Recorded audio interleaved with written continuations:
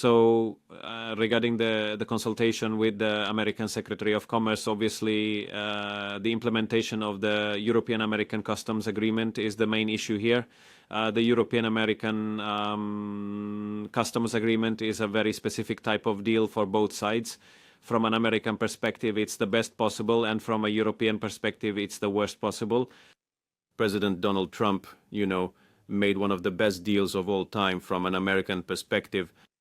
And von der Leyen's deal is one of the worst of all time from a European perspective. This is the situation. Now we have to, how should I put it, do something about it.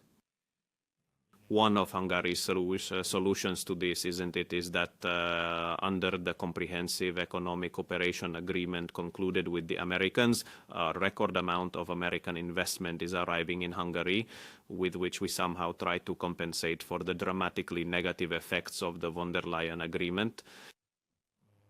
As for the implementation, well, it's no wonder that Americans are in some cases dissatisfied with the implementation, given that von der Leyen made an agreement which, besides being extremely bad for Europe, is also very difficult to implement. You're not even sure if this is feasible, because President von der Leyen, we don't know in whose name, committed to hundreds of billions of euros in European investments in America and hundreds of billions of euros in energy procurement from America for Europe, while neither she nor the European Commission nor anyone here in the Brussels bureaucracy can buy energy or carry out investments. The market will show how much energy and energy carriers, European energy companies will buy from America, and it will also become clear how many investments European companies will make in the United States. This is too, it won't get any better than this, because the situation is worsening with each passing day. It's worsening in terms of escalation risk, it's worsening for Europe's security, it's worsening economically, it's worsening humanitarily, and it's worsening for Ukraine's territorial integrity as well. So there is no aspect that would improve with the war's prolonged duration. Well, Ukraine has already suffered immense losses because of this war, and Europe has also lost a tremendous amount due to Brussels' responses to the conflict. Therefore, it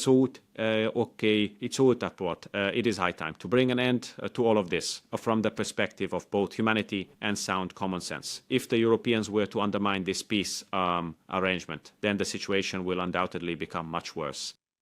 It will get worse because the threat of the war's expansion will be present every single day, for even more people will perish, the devastation will become even more widespread, and they will further undermine the European economy and the European security system. Therefore, anyone who actively works against a peace agreement is in fact also working against Europe itself, and I'm convinced it was also against Ukraine.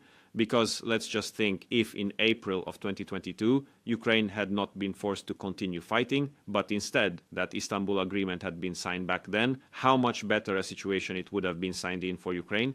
Every day that passes, the situation worsens, and only a worse deal can be made than this. So it's time to accept this agreement.